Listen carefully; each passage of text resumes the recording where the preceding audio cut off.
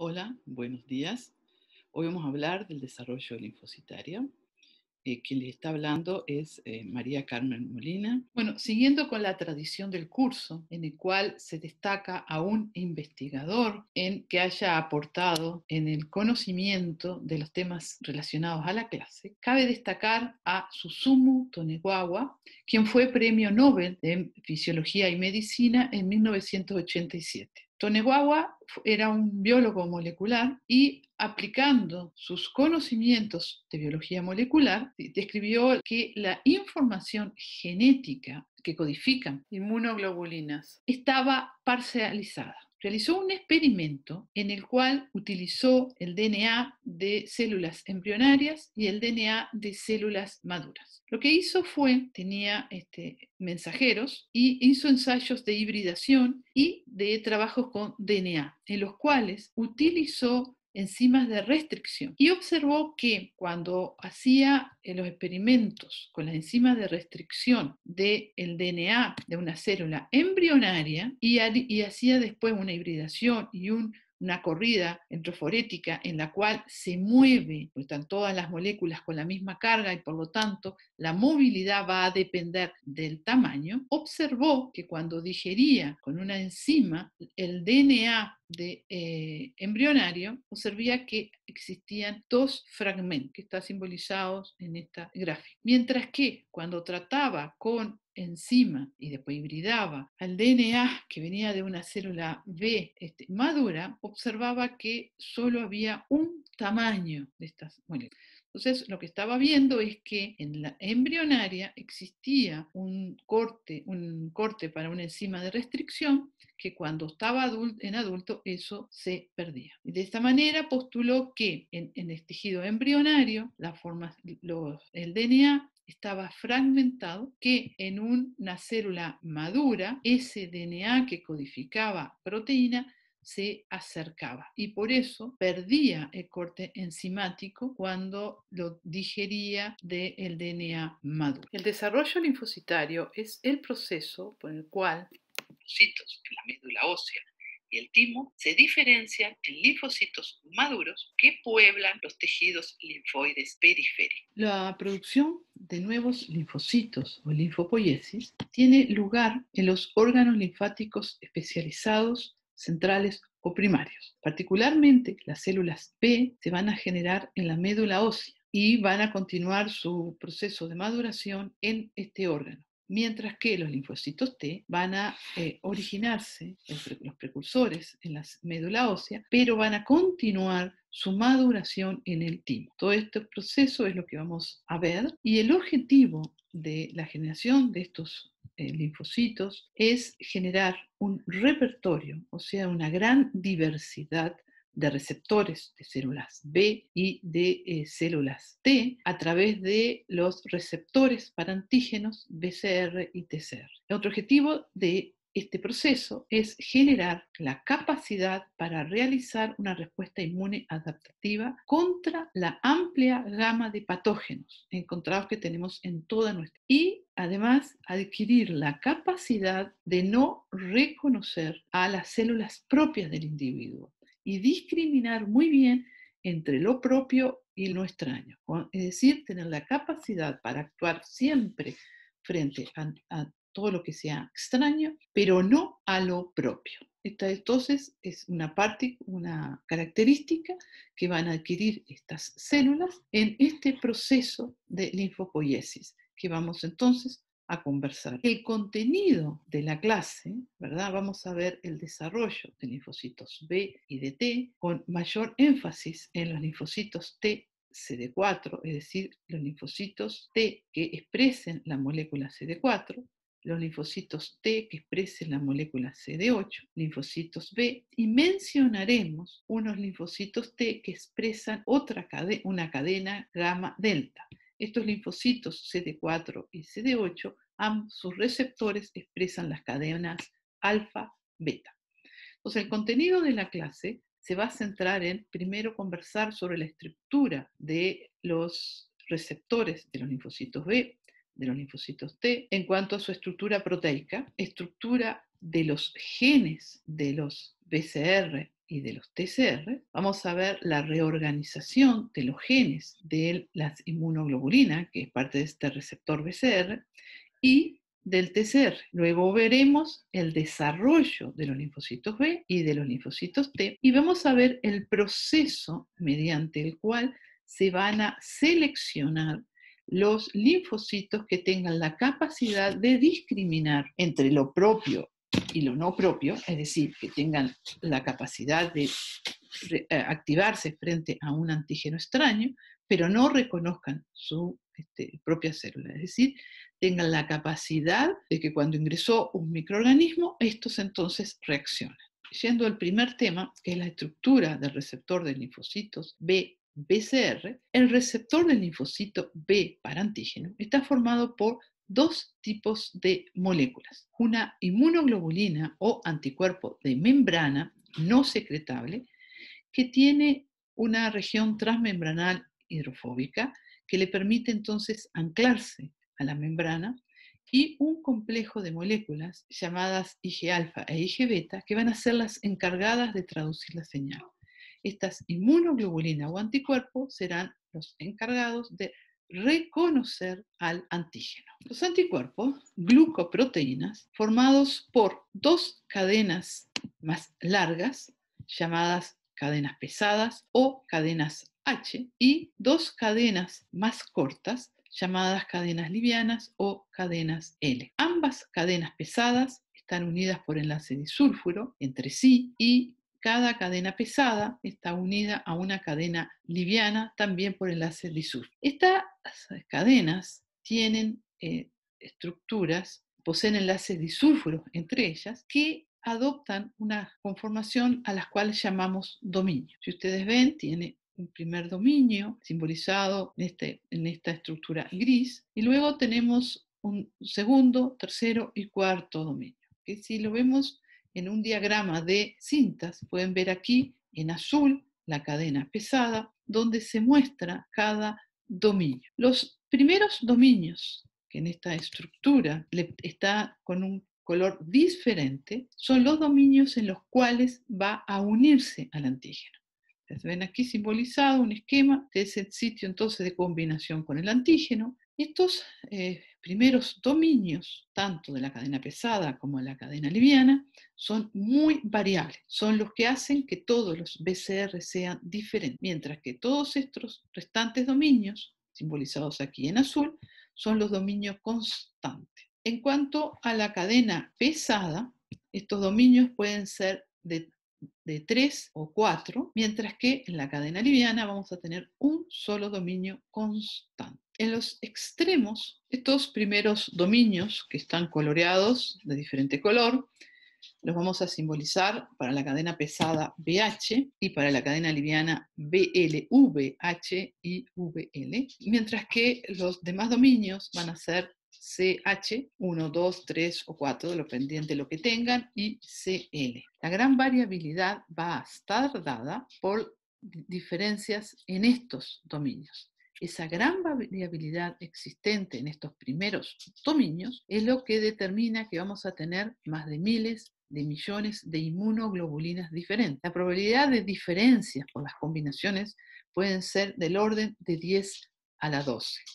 Ahora, la variabilidad que pueda tener cada individuo, más o menos 10 a la 9, porque hay muchos que son no funcionales.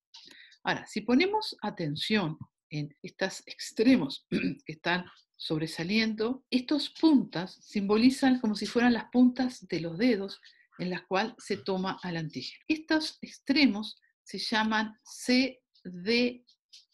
Tenemos 3 para cada dominio. Por ejemplo, para el de la cadena liviana hay 3 CDR, CDR1, CDR2, CDR3.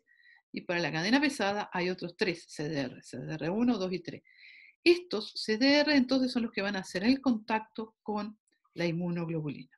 Y esos son los que se llaman, dan la variabilidad de la secuencia aminosídica, y entonces los llamamos CDR, regiones determinantes de complementariedad. Van a haber 3 en la cadena pesada y 3 en la cadena liviana. Y van a estar separados entonces por andamios o secuencias franqueadoras, de las cuales, bueno, va a tener 4 para cada una de las cadenas. Si ponemos atención en las cadenas pesadas, en la región constante de la pesada, vamos a tener 5 tipos de inmunoglobulina, que está dada por que existen en el genoma los genes que codifican para 5 tipos de cadenas distintas.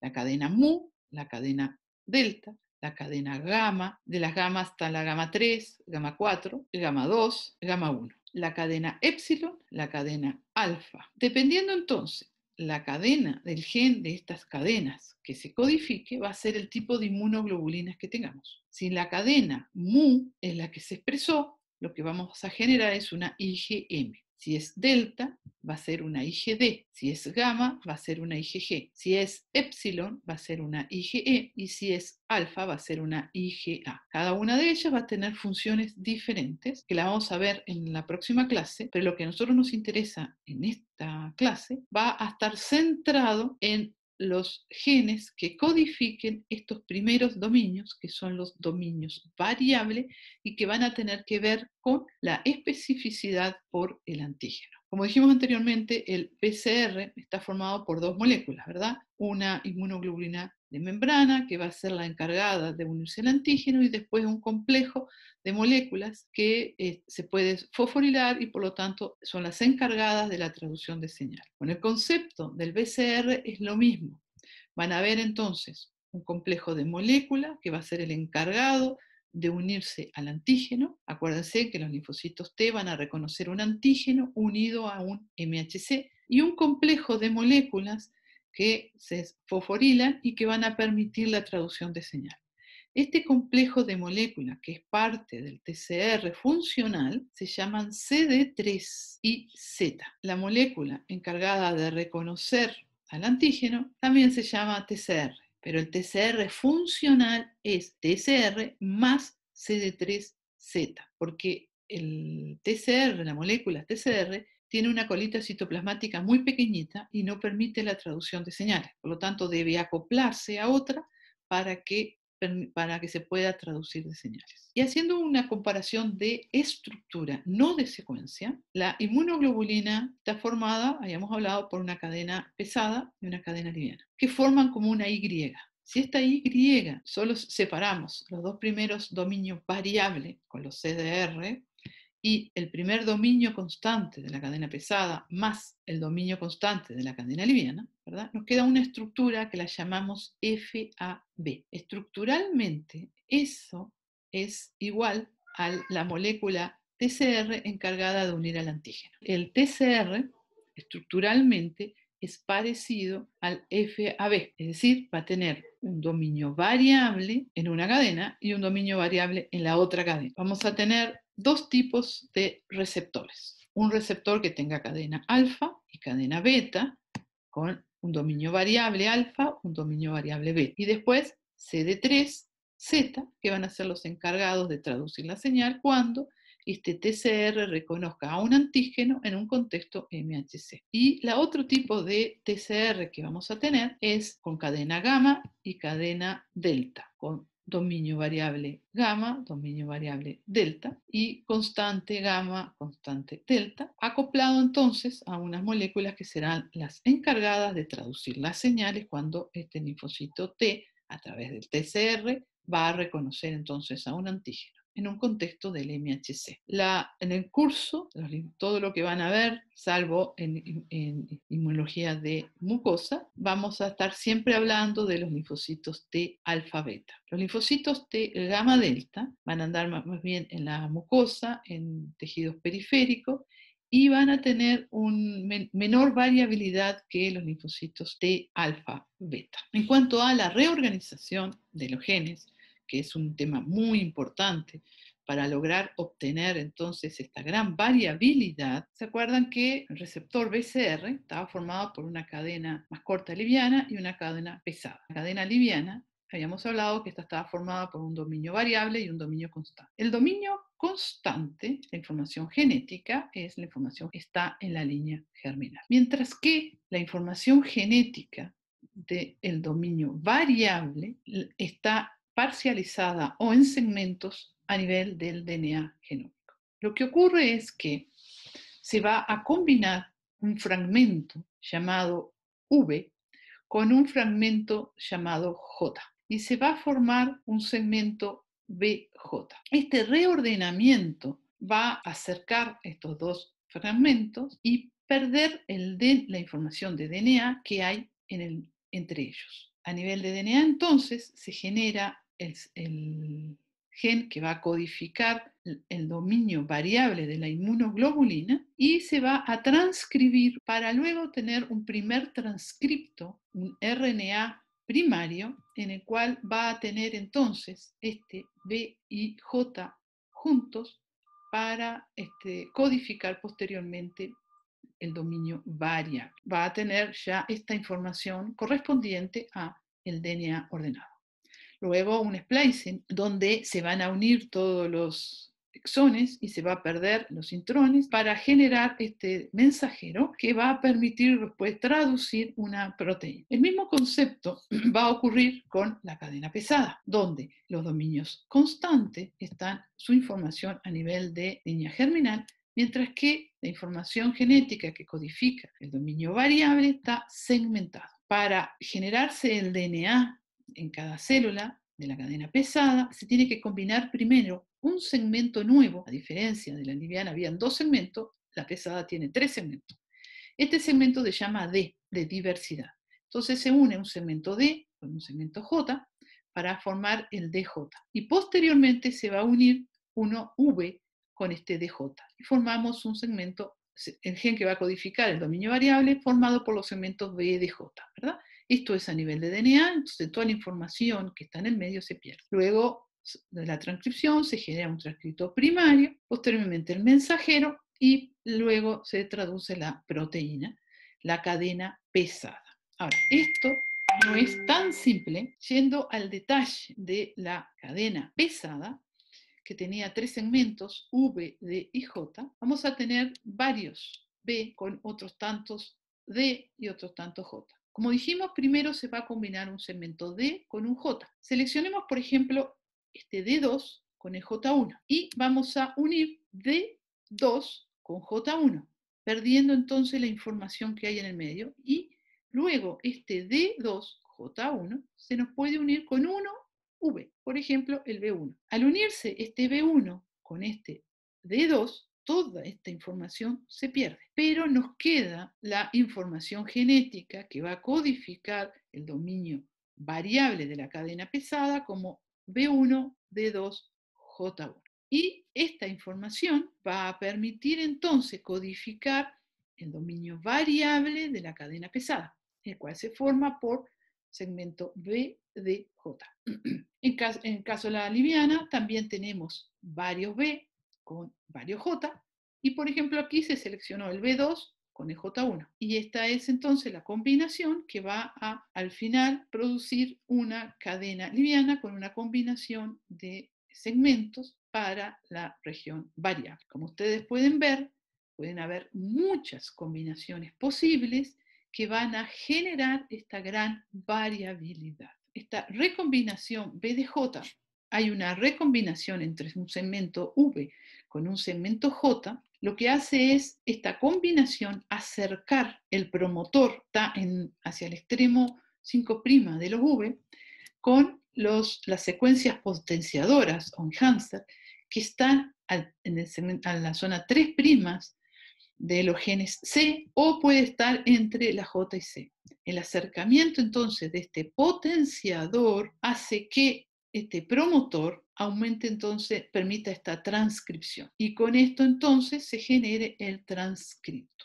En cuanto entonces ahora a la información genética de la cadena pesada, esta se ubica en el cromosoma 14, vamos a tener 45 Vs, 23 segmentos D, habíamos visto 6 segmentos J, y después los exones que van a codificar para los dominios de las cadenas pesadas. Existen 2 cadenas livianas, una cadena kappa y una cadena lambda, van a estar en cromosomas más diferentes. La información genética de la cadena kappa va a estar en cromosoma 2 y la información genética de la cadena lambda va a estar en el cromosoma 22. Tienen ciertas diferencias en su organización que no vienen al caso discutirla. Lo importante aquí es que las cadenas livianas van a estar formadas por segmentos génicos V y J en ambas situaciones, los cuales ellos se van a acercar. En el caso de la cadena kappa, solo hay una información genética para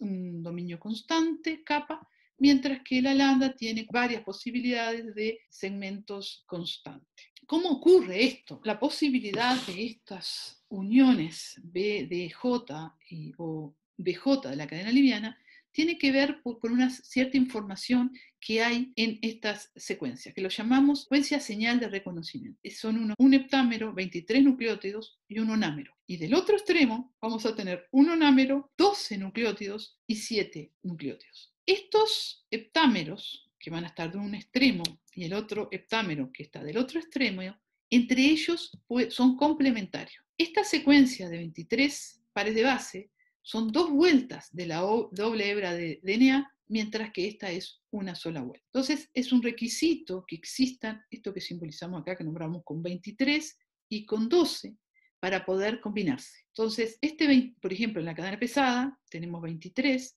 12, esto es posible que se combine, 12 y 23 es posible que se combine, pero 23 con 23 no. Por lo tanto, nunca se va a combinar un segmento V de la cadena pesada con un J.